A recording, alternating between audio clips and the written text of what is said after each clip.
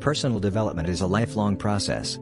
It is a way for an individual to assess their skills and qualities, consider their aims in life and set goals in order to maximize their potential. This is Mayu the Goat Personal Development Guide. Please subscribe, like, comment and share. Let's get started. Chapter 7, Maneuvering. Sun Tzu said, "In war, the general receives his commands from the sovereign. Having collected an army and concentrated his forces, he must blend and harmonize the different elements thereof before pitching his camp. After that comes tactical maneuvering, than which there is nothing more difficult.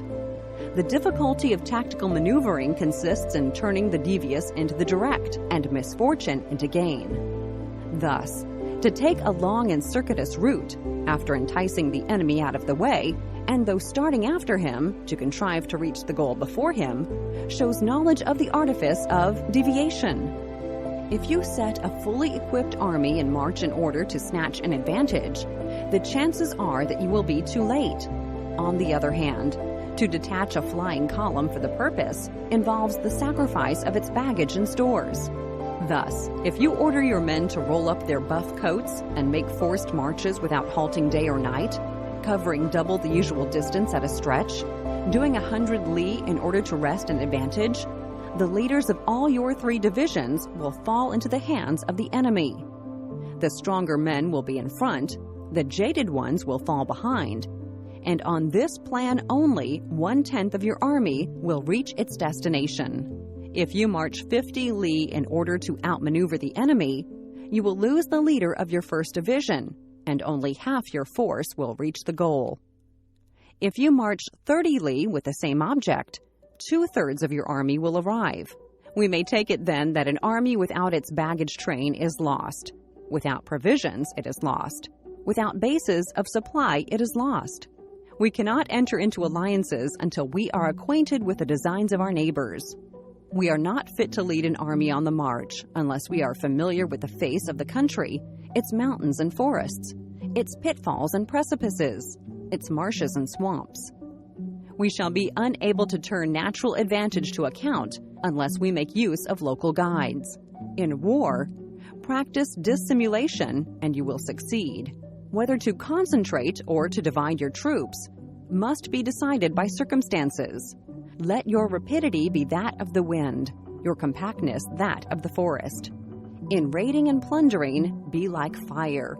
In immovability, like a mountain. Let your plans be dark and impenetrable as night, and when you move, fall like a thunderbolt. When you plunder a countryside, let the spoil be divided amongst your men. When you capture new territory, cut it up into allotments for the benefit of the soldiery. Ponder and deliberate before you make a move. He will conquer who has learnt the artifice of deviation. Such is the art of maneuvering. The Book of Army Management says, "On the field of battle, the spoken word does not carry far enough. Hence the institution of gongs and drums. Nor can ordinary objects be seen clearly enough. Hence the institution of banners and flags. Gongs and drums, banners and flags are means whereby the ears and eyes of the host may be focused on one particular point. The host, thus forming a single united body, is it impossible either for the brave to advance alone or for the cowardly to retreat alone. This is the art of handling large masses of men. In night fighting, then, make much use of signal fires and drums, and in fighting by day, of flags and banners, as a means of influencing the ears and eyes of your army. A whole army may be robbed of its spirit. A commander-in-chief may be robbed of his presence of mind. Now a soldier's spirit is keenest in the morning. By noonday it has begun to flag, and in the evening his mind is bent only on returning to camp. A clever general, therefore, avoids an army when its spirit is keen, but attacks it when it is sluggish and inclined to return. This is the art of studying moods. Disciplined and calm, to await the appearance of disorder and hubbub amongst the enemy, this is the art of retaining self-possession.